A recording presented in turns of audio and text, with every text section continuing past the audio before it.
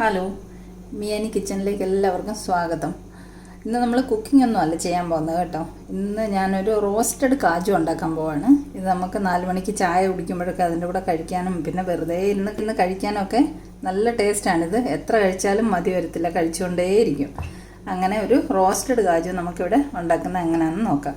അതിനുവേണ്ടി ഞാൻ കുറച്ച് അണ്ടിപ്പരിപ്പ് എടുത്തിട്ടുണ്ട്, ഉപ്പ്, മുളക് പൊടി, ഒരു 2 തണ്ട് കറിവേപ്പില. ഇത്ര സാധനം മാത്രം മതി. സിമ്പിളായിട്ടൊരു റോസ്റ്റഡ് കാജു ഉണ്ടാക്കിയെടുക്കാം. നമുക്ക് ഒരു പാൻ അടുപ്പത്ത് വെച്ചു, 1 സ്പൂൺ നെയ്യ് ഒഴിച്ചിട്ടുണ്ട്. അതിലേക്ക് നമുക്ക് കശുവണ്ടി പരിപ്പ് ഇട്ട് കൊടുക്കാം.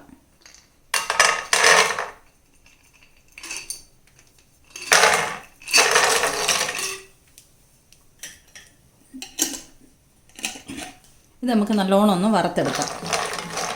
ഒരു ബ്രൗൺ നിറമാകുന്നവരെ വറുത്തെടുക്കാം. ഇടയ്ക്കിടയ്ക്കൊന്ന് ഇളക്കി കൊടുക്കാം. കുറച്ച് സമയം എടുക്കും.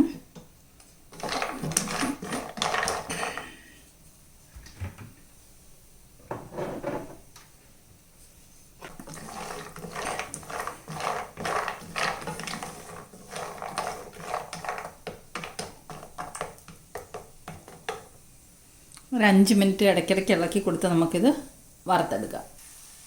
ഒരു 3 മിനിറ്റ് കഴിഞ്ഞപ്പോഴത്തേക്ക് ഇതുപോലെ ബ്രൗൺ നിറമായി വന്നിട്ടുണ്ട്. ഇനി നമുക്കിതിലേക്ക് ഒരു 1/2 സ്പൂൺ മുളക് പൊടി ഇട്ട് കൊടുക്കാം.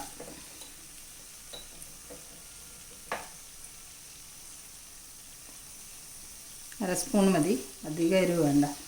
ആവശ്യത്തിനുള്ള ഉപ്പിട്ട് കൊടുക്കാം. കുറച്ച് മതി, 1/4 സ്പൂൺ ഉപ്പ് മതി. ഇനി നമുക്ക് ഫ്ലെയിം ഓഫ് ചെയ്യാം, അല്ലെങ്കിൽ ഈ പൊടികളൊക്കെ കരിഞ്ഞു പോകും. ഫ്ലെയിം ഓഫ് ചെയ്തിട്ട് നല്ലോണം ഇളക്കി കൊടുക്കാം. ഉപ്പും മുളക് പൊടിയൊക്കെ ഇതിൽ നന്നായിട്ട് പിടിച്ചിട്ടുണ്ട്. ഇനി നമുക്കിതൊരു പ്ലേറ്റിലേക്ക് മാറ്റാം.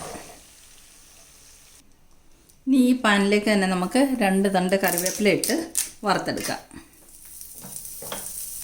അതിനകത്ത് കുറച്ച് നെയ്യുണ്ട്, അതിലേക്ക് തന്നെ ഇട്ട് കൊടുക്കാം. കറിവേപ്പില നല്ലോണം ഒന്ന് മൂത്ത് വരട്ടെ.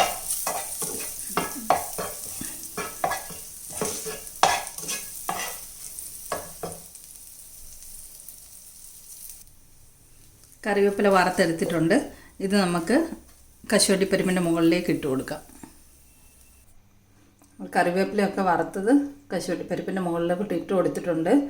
അപ്പം റോസ്റ്റഡ് കാജു ഇവിടെ റെഡി ആയിട്ടുണ്ട്. അടിപൊളി ടേസ്റ്റാണ് ഇതിന്. നല്ല എരിവും ഉപ്പും എല്ലാം ഉണ്ട്. 4 മണിക്ക് ചായയുടെ കൂടെ കഴിക്കാനും പിന്നെ വെറുതെ ഇരുന്ന് ടൈം പാസിന് കഴിക്കാനും ഒക്കെ നല്ല ഒരു ഐറ്റമാണിത്. അപ്പോൾ ഈ വീഡിയോ എല്ലാവർക്കും ഇഷ്ടമായെങ്കിൽ എല്ലാവരും ഒന്ന് ട്രൈ ചെയ്ത് നോക്കണം. അപ്പം വീഡിയോ ഇഷ്ടമായവരൊക്കെ ഒന്ന് ലൈക്ക് ചെയ്യണം, ഷെയർ ചെയ്യണം, സബ്സ്ക്രൈബ് ചെയ്യണം. അപ്പം മറ്റൊരു വീഡിയോയുമായിട്ട് നമുക്ക് വീണ്ടും കാണാം.